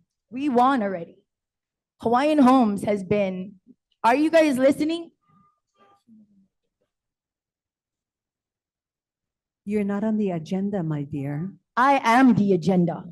So No. if Hawaii does not want to help our people, I'll be doing an audit of 11216. I've spoken through other nations and they are willing. I have 3,500,000 shares of capital stock. This stock through the stock market is going to be addressed. Our people are dying. We have the highest suicide rate, the highest missing children rate, the highest poverty rate, the highest death rate. And right now, I'm being disrespected. Hulu Lindsey, you guys are getting paid $500,000 to $200,000 a year. We are dying here, dying. I just seen it yesterday. Ma'am, I'm going to ask you nicely. Sir, Please address. I'm gonna ask. We have a job to do here. We want to make sure every single member of the public, we need to make sure on record that we are addressing the agenda item. I don't want to get into it with you. I'm just making sure. I understand. I understand, but we need to comply so that we can be here to engage with you. Ma'am, You didn't call when I told you they stole my son. ma'am, we can have a conversation. If it's not related to the action item, we can have a conversation on the side. I'm willing to have a conversation with you on the side. I get it. I understand. I understand. I understand. Can we have a conversation on the side? All right.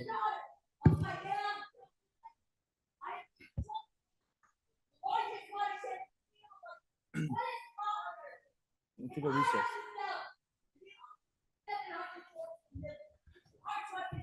We're going to take a recess at this time. Hold on.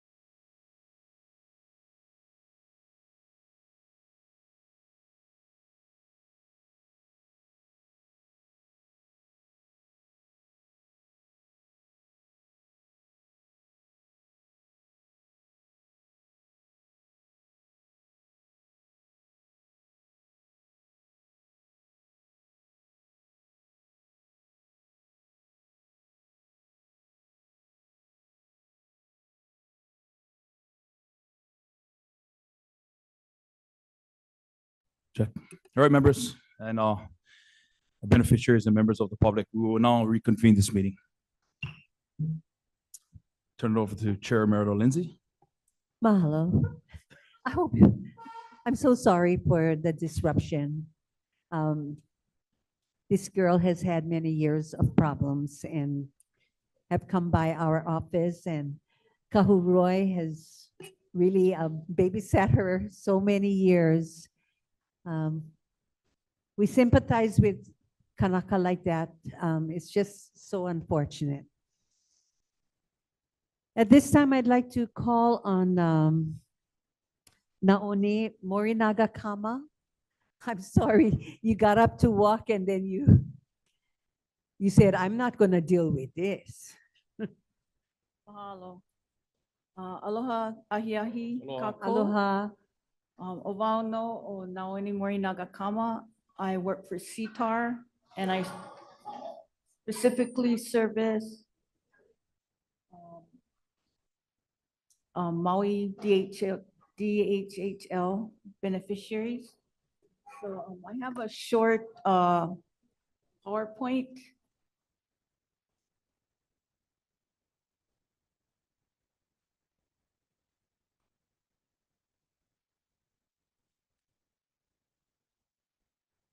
Yeah, I sent it to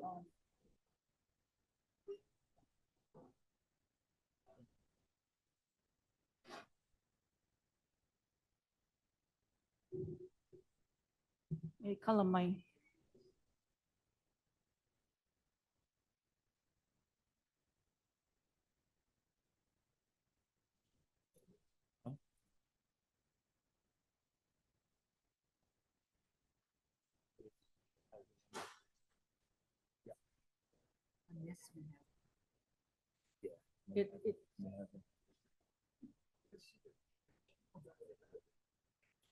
Technically.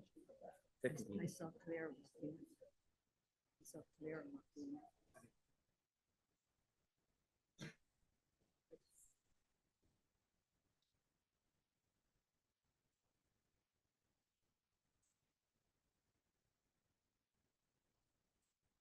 Oh, so this was made in preparation for the awards that will be made on June 20th for Pulehunui and Honokau DHL lands. So I started with this Olelo No'ea Ola Ka Mahiai Ikahi Ku'o'o. A farmer can subsist on small broken potatoes. So as long as you have potatoes growing in the aina, the farmer will get along. So this is some of the work. This is some of the work that we've been doing the past year. At Kiope Homestead Farm Lots Association, they have a community garden called Malalani. And right now, we're in drought. We've been in drought for a while. So SCHHA has been able to establish or help them establish 3 hydroponic tables to help feed the community. Let's see. So they've been able to grow on these tables. Each table can grow 52 heads of lettuce or bok choy or watercress. So this is the gang putting together tables and some of the harvest.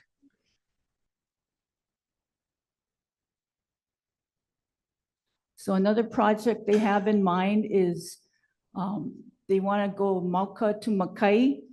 So future project would include the limu hui, which would be the restoration of limu down in Kihei, because that's where we used to go get, maybe I noticed in 2012, the limu resource was gone.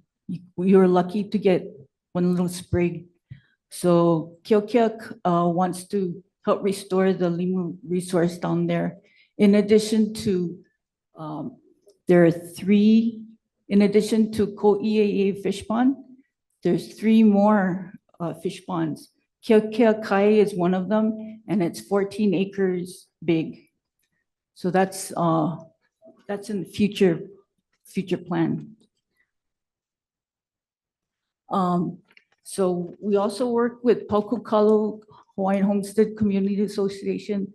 They're in the process of reclaiming the old National Guard Armory. So they're doing, with the help of HA Sustainability, they're embarking on getting that aina cleaned up and establish a community garden there. Another project is the Ohana Garden to Grinds, where we take 6 to 8 families, Puna to Keiki, and we instruct them in home gardens, and the produce they produce, they use to learn how to cook. So we provide the garden tools as well as the kitchen tools. And if they complete the 4-week program, they get to keep the garden tools and the electric skillet.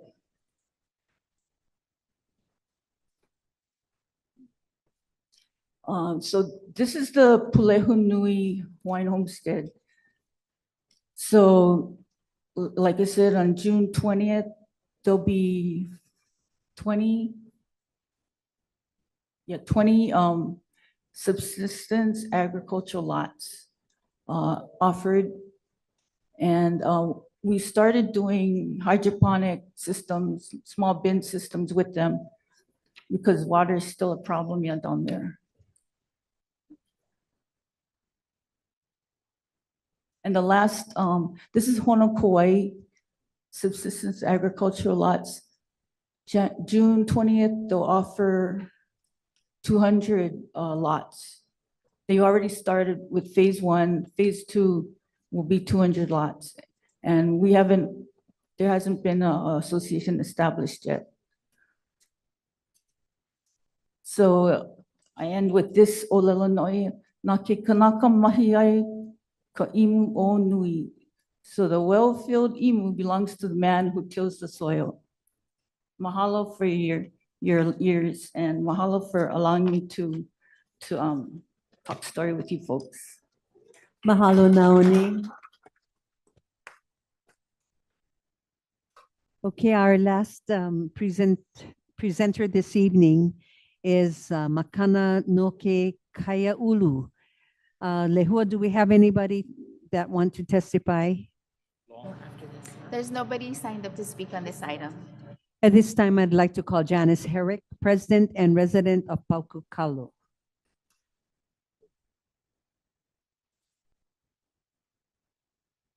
Aloha mai kako. My name is Janice Herrick. And, oh yeah, there we are. Okay. I think, can you go back one? Are you able? Okay.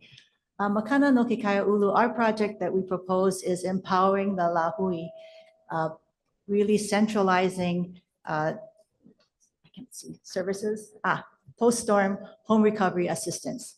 Next, please. We are a small and dynamic 501c3 based out of Pakukalo Hawaiian Homesteads.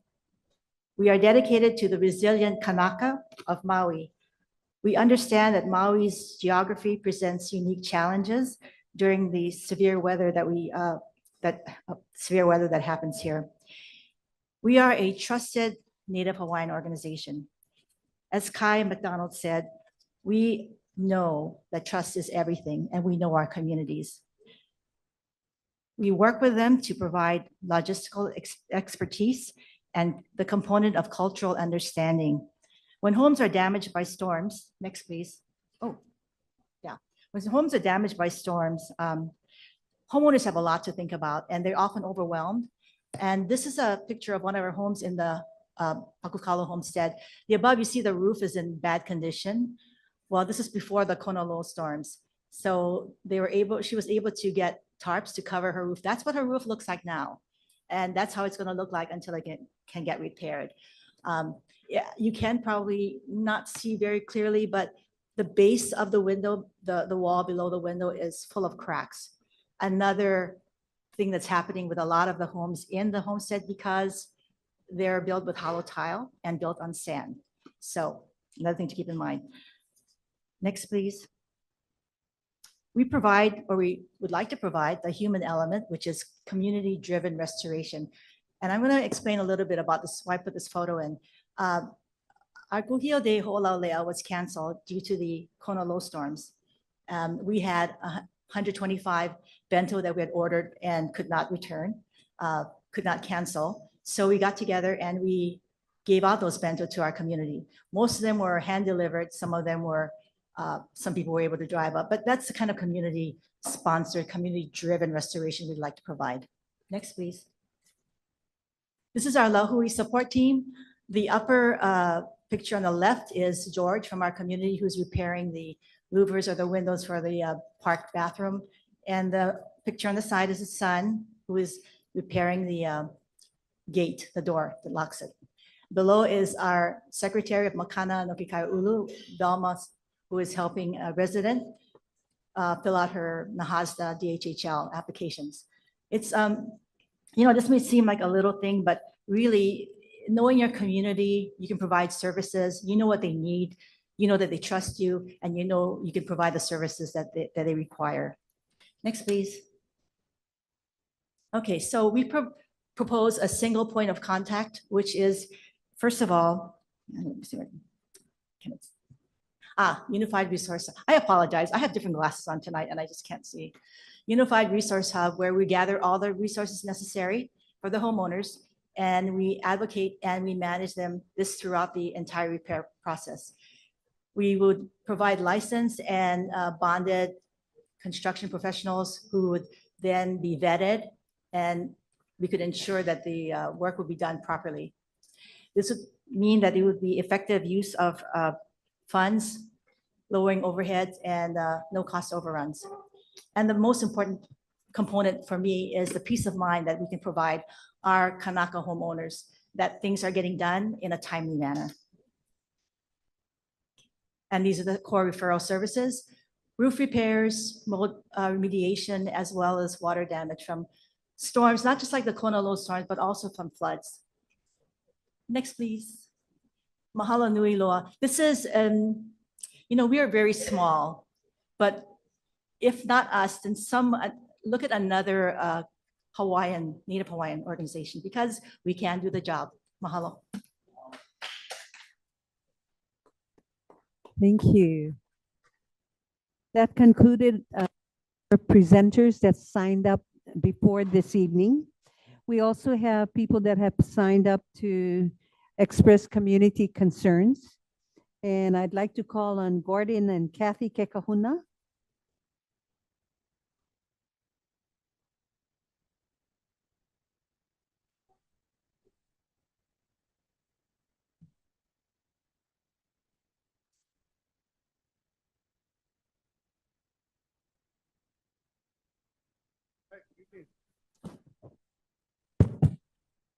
Good evening. Hi. Aloha. Aloha. My name is Gordon Kekahuna, my wife Catherine. Hey, aloha. Okay. And the reason we're here is I went to the office of OHA and spoke with Lehua concerning about needs after the storm, to seek help and all that, what kind of help we could get, okay? But while we were talking, she shared with me that maybe I should just come and share what happened with us, okay? So we're from Lahaina, okay? And first of all, I'd like to thank OHA for the help that they gave us to the time of the fire. We really appreciate that. And we live at the villages of Leali'i in Lahaina, okay? So what happened is, before I continue, I'd just like to share that living at villages Leali'i, we've been there since the opening. This year will make 19 years we've been there. Okay, so we had the flood that happened in March, and prior to that, we only had one flood that happened in the entire village, and that was back in 2007 when everyone just moved in. And the reason why we had the flood is because there's a large catchment in the back of the community. And after everything happened, they found out that the drainage or the runoff area wasn't clean. So everything started just plugging up and it started overflowing. So after they got everything cleaned out from that catchment, we never did have floods anymore in that village until 2024. And the reason why everything happened is because of the Kalai'ola project, okay? We understand that the ceded land, which was taken and turned over to DHHL so they could build the emergency shelters, which we appreciate for that. But because of the project that happened there with the changing of the water flow, okay, we started getting the flood again. They made the 2 new catchments, okay, and in 2025, we had a large rain, a heavy rain, and we had our first flood because of the project. Some of our neighbors across the street from us on Aipuni, they had just finished remodeling their home after the Lahaina fire. And they just moved back in. Within a month, they got flooded out, okay? So the concern was the project that was up there. Then we had the Kona storm that came in March of this year. We understand that, everybody got hit really bad. And that nobody was expecting what came with the storm. And up on the screen, we have some of the video that Lehua asked for, showing our property and what was going on. That catchment that they made, the 2 new catchments, couldn't handle the water, okay? But it was poorly designed too.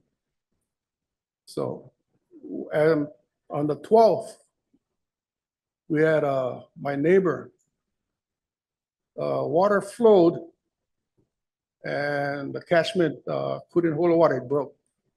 So the water flowed down into our backyard, into my neighbor's backyard. He got flooded out on the 12th. Then on the 13th, it flooded again. The catchment couldn't hold again. We got flooded out, our house, and my neighbor's house got flooded out again. His one got flooded out 2 days in a row. And then actually 2 days after that, he got flooded the 3rd time, along with several other homes on our streets. So when we're sharing with Lehua what happened, we just wanted to find out if we could get, what kind of assistance we could get. So she shared that, maybe I should come and then find out from OHA, what kind of assistance that we can get. FEMA came in, and they did the inspection, and we're looking forward to their help. Okay. But we understand the problems that's going to be trying to get financial help for everyone involved. Okay. We got our flood wasn't, people may think it's not important. It wasn't that big an issue, but the problem is, it's my house. Get flooded once is bad enough. My neighbor got flooded 3 times.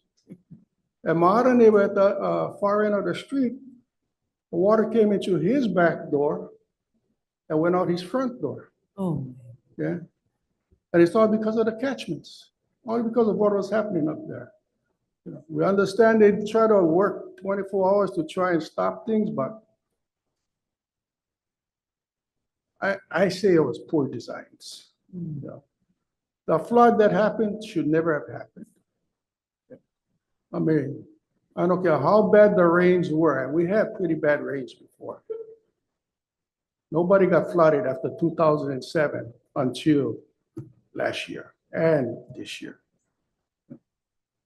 So when she wanted to see some of the videos, I gave her the videos. And my wife, she wanted to share, and I think I had to come up here and talk first, because when my wife talked, okay, I quiet. Okay. Mahalo. Mahalo, Mr. Kekahuna. So I let my wife say a few words. Okay. Okay.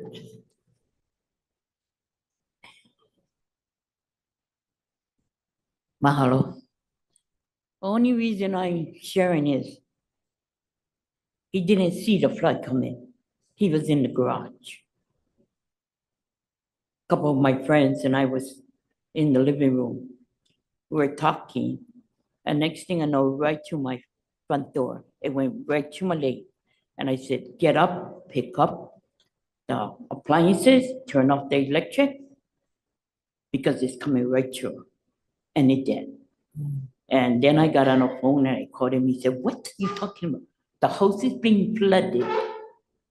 And so as the people helped me pick up the furniture, move the stuff, the electrical part take a while, I go around the corner, it comes out of our kitchen floor, right like that. Through the walls. Through the walls. And he goes, okay, come in. Well, if you look at my husband, he's kind of disabled, okay? How are you going to help us? I got on the phone and I called 911. And they said they're going to send somebody. Send me the fire department. They said, we can help you just like that. So now I go out of the house and I go around the corner where all my neighbors are practically. And they say, get on like you do best, Sandy, because I'm also a minister and a kako. And ask for help. And I did. And in no time, villages of Lānaʻi, which I thank God, came from all over with their shovel, with their hoe. In fact, one of them is, I don't know if she left yet, Shannon Edie. Her uncle lives down below, and they came and they digged and digged. And now we would have lost more than what we did. But I thank villages of Lānaʻi. I thank you both for listening. Because then when I looked at my niece's thing, and she's calling me from Honolulu and texting me, did you call OHA? Did you do this and that? No, right now I didn't do nothing. But then my son said, you're on TV now, Mom. Everybody sees your video. Well, how else am I going to get help? I called 911. I thought that's what you do when you get emergency, right? But when they come up and tell you they can't help you, and nobody in villages came up, our commissioner was not on that part of the island, he was in Hana. And he says, and Keala calls me up and he says, and she go call these people, and people. But my son and his friends came in with all kinds of holes and stuff. And then I had a minister on the other side. He called his people and they brought us the pump with the hose and helped us. And my neighbor across the street bought us barricades. And that was stopped our house from being flooded for the rest of the days. That was everybody else. Right? So I thank God, as I said, I thank God for people in the community that came to help us and all of you who listened to us. We're not going to give most time because I know you guys are tired today. God bless you all for listening. Before you sit down, Mr. and Mrs. Kekahuna, I want to have our COO, our Chief Operating Officer, say something about what we're doing, OHA is doing, for the people that suffered in the flood, the Kona lows. Keishan? Mahalo nui, Chairman Emerita, and aloha e Anakala ame anake. Mahalo for sharing that and also showing those video. So the Office of Hawaiian Affairs is investing $3.96 million for those that have been affected by this emergency at this time.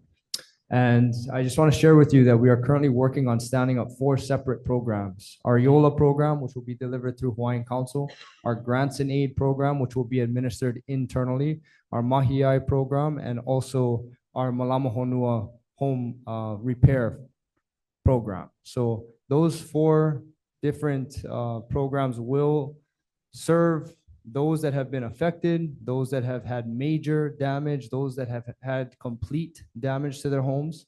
And I just want to encourage you to continue to reach out to the Office of Hawaiian Affairs, those that you have been in contact with, as well as check our website for those updates that should be coming in the next couple weeks.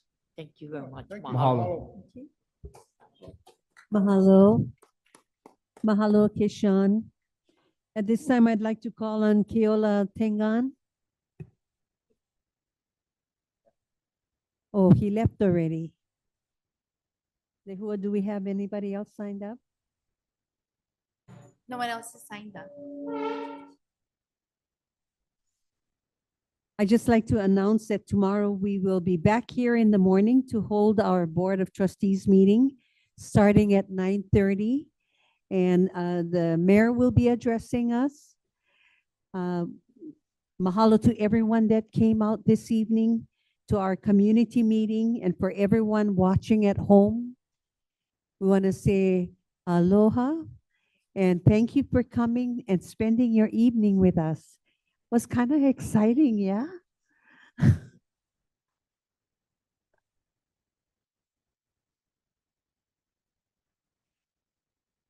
Trustee Akaka? I wanted to take this opportunity as well to share in the announcements portion of our meeting, just elaborating more on what was shared earlier in terms of OHA's work in collaboration with the community as well as with the state legislature. Starting off with our genealogy workshop. We did have about 38 more or less attendees, and it was an incredible turnout last night. And the sentiment that was shared from younger generations to Kupuna is the gratitude for providing this service for our community. There were those that were in attendance that learned in doing this workshop that they're related. So that was quite fantastic.